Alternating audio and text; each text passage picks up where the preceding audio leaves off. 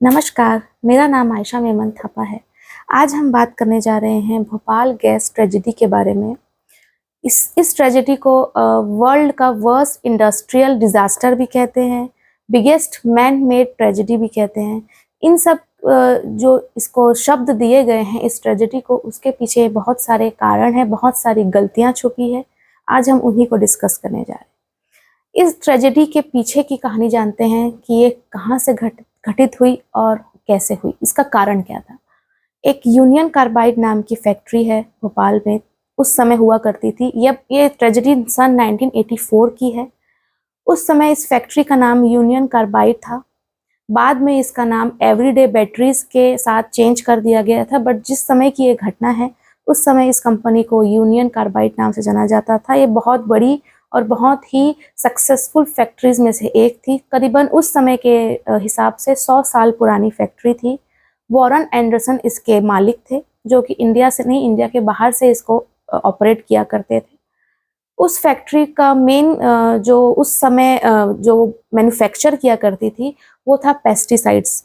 Pesticides बनाने के लिए वो बहुत सारे केमिकल्स का यूज़ करके एक उस समय जो बहुत चलता था सेविन नाम का एक पेस्टिसाइड वह बनाया करती थी।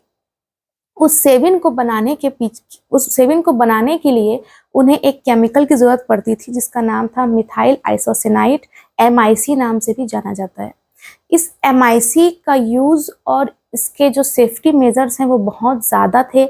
ये बहुत ही ज़्यादा डेंजरस थी अपने आप में ही ये केमिकल, और अगर ये ऑक्सीजन, मॉइस्चर या पानी के साथ रिएक्ट कर जाए तो इससे ज़्यादा खतरनाक उस समय कुछ भी नहीं था। उस केमिकल को यूज़ करके सेविन नाम का पेस्टिसाइड तैयार किया जाता था, जो उस समय मार्केट में बहुत प्रचलित था। इस यूनियन कार्बाइड फैक्ट्री के ज़रिए उसको बना के सेल किया जाता था। कुछ साल तक इस सेविन को नॉर्मली ही सेल किया गया। ये MIC जो उस समय बाहर से इंपोर्ट किया जाता था इंडिया में, और उसको यूज़ करके वो पेस्टिसाइड बनाया जाता था।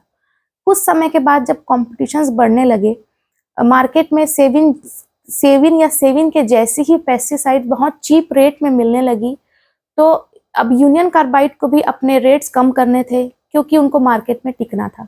मार्केट में टिकने और प्रोडक्शन कॉस्ट कम करने के चक्कर में उन्होंने कहीं नहीं बस अपने सेफ्टी मेजर्स, अपने क्वालिटी से कॉम्प्रोमाइज़ करने का फैसला किया।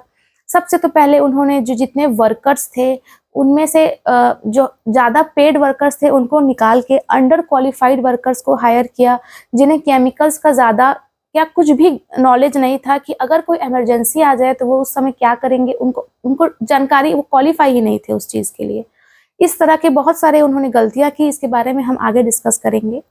तो उन्होंने पहला तो ये किया कि उन्होंने अंडर क्वालिफाइड वर्कर्स हायर किए, और दूसरी उन्होंने सबसे बड़ी गलती ये की कि उन्होंने अब इस MIC को अपनी ही फैक्ट्री में, जो कि पहले वो इंपोर्ट कराया करते थे, जो कई हद तक सेफ भी माना जा सकता था, बस उन्हें लाना था, मिक्स करके सेल करना था, बट अब उन्होंने उस खतरनाक केमिकल को अपने ही फैक्ट्री में बनाने का फैसला किया, जिस फैक्ट्री के आसपास भोपाल की 20% आबादी रहती थी। बहुत सारे स्लम्स थे, बहुत बड़ा एरिया उस फैक्ट्री के आसपास में आया करता था, जो कि किसी भी एंगल से वाजिब नहीं था। बट उस समय की गवर्नमेंट ने, उस समय की सरकार ने इन सारी क्या कहना चाहिए, परमिशंस दिए इन सारे कामों के लिए, और इस फैक्ट्री में इस तरह की खतरनाक केमिकल्स लाकर, मतलब खुद ही प्रोड्यूस करा जा रहा है, इसकी जानकारी उस शहर की आबादी को नहीं थी, और स्पेशली जो उस फैक्ट्री के पास रहती है उनको तो बिल्कुल भी नहीं थी कि इस तरीके के खतरनाक केमिकल्स का उपयोग हमारे आसपास हो रहे हैं, जिसके काफ़ी साइड इफ़ेक्ट्स वैसे ही हैं, और अगर वो रिएक्ट कर जाती है तो वो कितना बड़ा डिजास्टर हो जाएगी, वो तो आप और हम बहुत अच्छे से जानते हैं कि क्या हुआ था। इन दोनों गलतियों के बाद अब हम जानते हैं कि उन्होंने गलतियों का जो पहाड़ था वो चालू कहाँ से हुआ। हम पहले ये जानते हैं कि किस तरीके से इस केमिकल को स्टोर करने का एक प्रोसेस है, और किस तरीके से उस प्रोसेस को गलत तरीके से बार बार अपनाया गया उस फैक्ट्री के द्वारा। और सबसे पहले मैं आपको ये बता दूं कि जिस समय 1984 में ये घटना घटी, ये डिजास्टर हुआ, उस समय से करीबन 2 से 3 साल पहले ही इस कंपनी का एक्सपायरेशन आ चुका था। यह कंपनी बंद हो जानी चाहिए थी और कई हद तक इन्होंने अब बनाना भी बंद कर दिया था अपना पेस्टिसाइड। जो बचे हुए केमिकल्स थे उनको कुछ पैसों के लालच में वहां पर स्टोर करके रखा गया था। अब हम बात करते हैं कि वो उसको स्टोर कैसे किया जाना चाहिए था। इस केमिकल को स्टोर करने का ये तरीका होता है कि सबसे पहले तो जो टैंक्स हैं, जो टैंकर्स हैं केमिकल्स के, वो अंडरग्राउंड होने चाहिए, जो कि थे 3 टैंक्स में। इस केमिकल्स के लिए 3 टैंक बनाए जाते हैं। उस समय उस टैंक के नाम थे E610, E611 and E619। E610 और E611 में केमिकल्स होने चाहिए और E619 जो है वो पूरी तरीके से खाली होना चाहिए किसी इमरजेंसी पर्पस के लिए। उनमें से 2-3 पाइप्स का आना जाना था। कुछ पाइप्स थे जिससे केमिकल्स निकालने थे और उन पाइप्स के अंत में एक तरीके का स्क्रबर होना चाहिए था, जो बची कुची केमिकल्स को उसी समय जला देना चाहिए, जो कि किसी भी तरीके से बाहर के एटमॉस्फेयर या मॉइस्चर से कांटेक्ट में ना आ सके। दूसरा पाइप था जिससे पानी आना जाना था, जिससे वह क्लीनिंग किया, रोज रेगुलरली उस पाइप को क्लीन करना चाहिए था एंड उसकी प्रॉपर मेंटेनेंस होनी चाहिए थी। और उस सब सारे टैंकर्स के बाहर उनका टेम्परेचर वो कितना, अगर वो टेम्परेचर हाई जाते हैं तो इंडिकेटर थे, अलार्म्स थे, बहुत ऐसी चीज़ें सेफ्टी के लिए होनी चाहिए। इन सारी इस टाइप की केमिकल्स या पर्टिकुलरली हम इसी की बात करें तो इसी केमिकल के टैंकर्स के बाहर इस तरह के सेफ्टी मेजर्स होने चाहिए और इसको हैंडल करने वाले वर्कर्स को इसके साइड जो इसका साइड इफेक्ट है, जो ये कर सकता है अंत में, उसकी बहुत प्रॉपर जानकारी, या अगर हमको कभी कोई लीक दिखे तो हम उसको कैसे हैंडल करें, उसकी भी जानकारी होनी चाहिए थी। अब हम बात करते हैं कि इन सब में से वहां उस दिन उस समय क्या क्या नहीं था। ऑलमोस्ट कुछ भी नहीं था। पहली बात तो टैंकर 60% ही दोनों फुल होने चाहिए थे एंड जो लास्ट टैंकर है वो पूरा खाली। बट इस फैक्ट्री के टैंकर 60% से कहीं ज्यादा 70-80% तक भरे थे और तीसरा टैंकर भी ऑलमोस्ट भरा ही था। चंद पैसों के लिए, स्टोरेज के लिए उन्होंने इस इतने बड़े सेफ्टी मेजर्स को कॉम्प्रोमाइज किया और तीसरा टैंकर भी भर के रखा हुआ था। दूसरी बात जो 60% भरने के बाद जो बाकी की जो जगह बचती है उसे नाइट्रोजन से एकदम सप्रेस करके रखना था कि किसी भी तरीके से कोई भी अंश उसका बाहर ना आए। बट जबकि वो 60 से ज्यादा भरा था, इसका मतलब नाइट्रोजन की मात्रा उसमें कम थी, जो कि सबसे बड़ा रेड अलार्म था कि ये नहीं होना चाहिए था। वहां के सुपरवाइजर्स को इसका ध्यान रखना चाहिए था, वहां के ओनर को इसका ध्यान रखना चाहिए था बेसिकली। अब हम बात करते हैं उन पाइप्स की। उन पाइप्स में एक कह सकते हैं शील्ड होनी चाहिए थी। जब भी वो क्लीनिंग करे तो पानी ना जाए, उसके लिए कंप्लीट एक शील्ड, जो थोड़ा सा भी एक ड्रॉप भी अंदर ना जाए, वो शील्ड वहां पर मौजूद नहीं था उन पाइप्स और उस टैंकर के बीच के एरिया में। ओके। और जो मैंने आपको स्टार्टिंग में बताया कि जब वो केमिकल्स को केयरफुली निकालते थे तो उसके बाद जब उसको क्लोज करते थे तो वहां एक स्क्रबर होना चाहिए था, जो कि बचे खुचे केमिकल्स को उसी समय नष्ट कर दे, जला दे, वो भी ऑफ था। चौथी बात, उसमें जो हाई टेम्परेचर शो करने के लिए अभी जो सुपरवाइजर्स हैं वो अगर देखेंगे कि टेम्परेचर राइज है तो वो उसी समय उसके लिए कुछ स्टेप लेंगे। उस डिजास्टर को रोका जा सकता था, मगर वो इंडिकेटर कई सालों से खराब पड़ा था कि वो बताता ही नहीं था कि टेम्परेचर कितना है, हाई है या लो है, खराब था। और आगे हम बात करें गलतियों की, तो उनमें से एक गलती और है कि जब एक वाटर फ्लो दिया गया, उसको रेगुलरली उस पाइप्स को साफ करना था।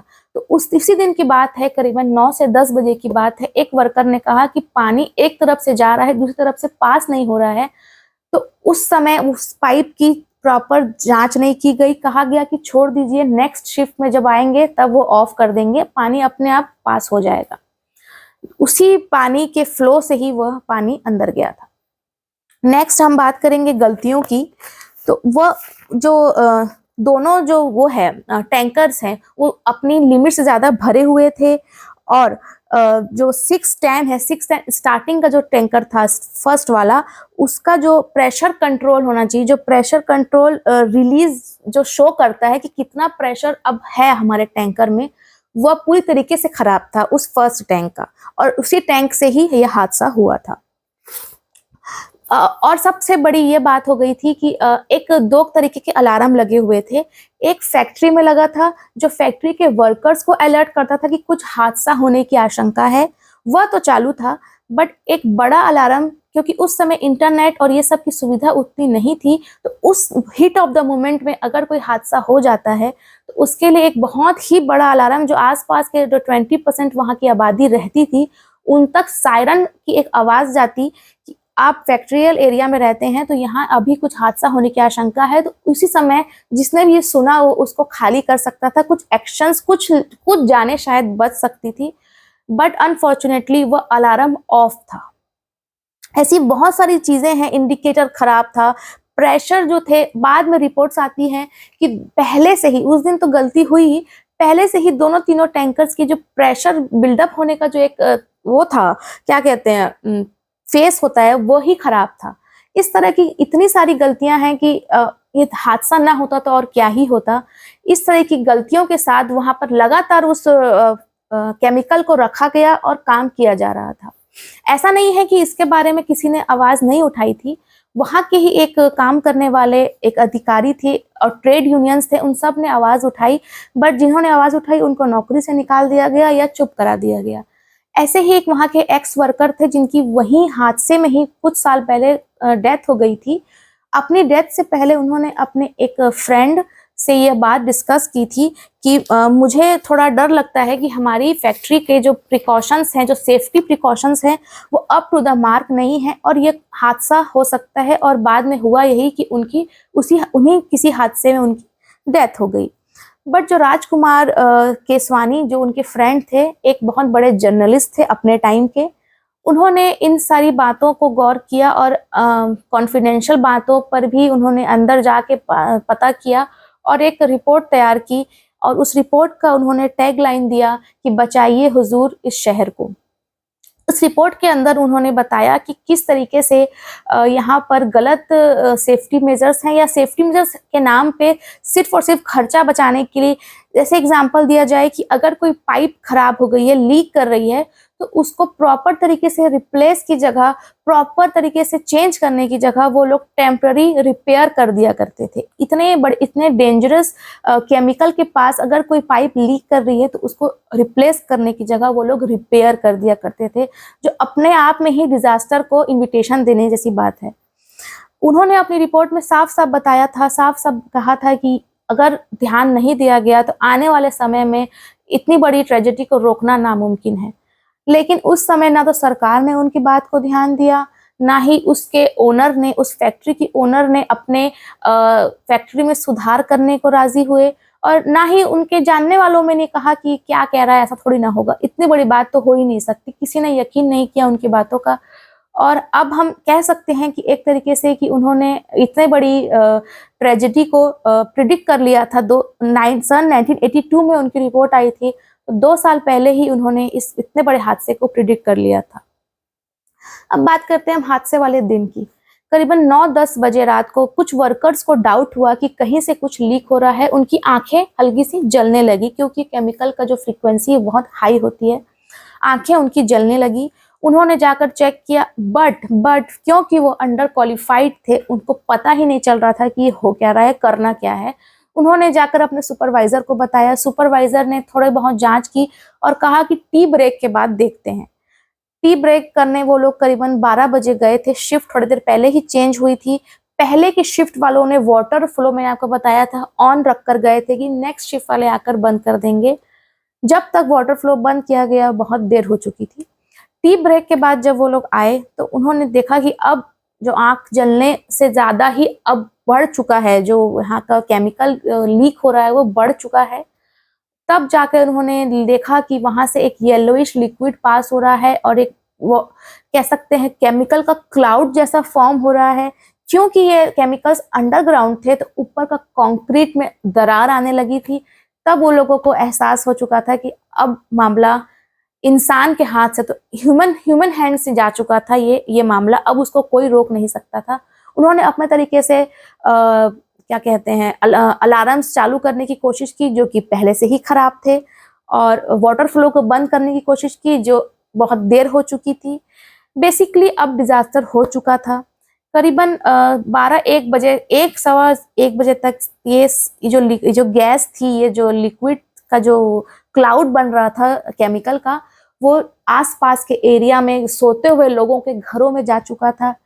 कुछ लोग हड़बड़ा के बाहर आके अपने दरवाजे खोलते हैं, खिड़की खोलते हैं, तो खिड़की खोलने की वजह से उनके घर में एक केमिकल का क्लाउड जैसा जाता है, और इमीडिएटली उसको स्मेल करते ही लोगों की मौत होने लगती। लाखों हजारों लोगों की लगातार मौत की खबरें आने लगी। कई लोग तो सोते हुए जानने न अनजाने में ही चल बसे, उनको पता ही नहीं चल रहा था कि हो क्या रहा है। लोगों में भगदड़ मच गई।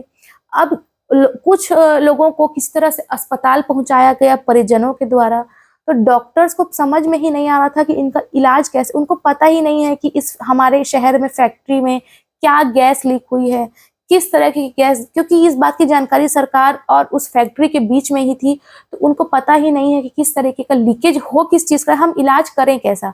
अगर उन्होंने देखा कि सांस लेने में प्रॉब्लम हो रही है, ऑक्सीजन दे दिया। ऑक्सीजन तो सबसे बड़ा खतरा था उस गैस का। इमीडिएटली लोगों की मौत होने लगी ऑक्सीजन देने की वजह से। मतलब इस तरीके का माहौल हो गया था कि बचाने वाला भी नहीं जानता था कि बचाए कैसे। सुबह तक लाशों की ढेर लग चुकी थी, और करीबन 2 दिन तक ये मौत का सिलसिला चलता रहा। बाद में सिचुएशन कंट्रोल करने की कोशिश की गई।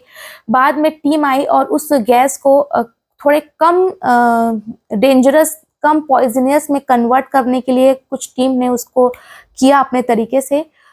बाद में केस चलते रहे। वॉरेन एंडरसन ने उस समय तो सरेंडर कर दिया, उन पर कार्यवाही चली। कार्यवाही चलते चलते आज 37 साल हो चुके हैं, और जिनको मुजरिम हम मान रहे हैं, आप जानते हैं कि गलती किसकी है, वो तो अब इस दुनिया में ही नहीं है। 2014 में उनकी डेथ हो चुकी है, मगर केस अभी तक सुप्रीम कोर्ट में चल रहा है। अब हम और आप जानना चाहते हैं कि गलती किसकी है, गलती हुई कहाँ थी, और गलती की सजा अब हम किसको दें। जो लोग, लाखों लोग जा चुके हैं, उनको इंसाफ कैसे मिलेगा।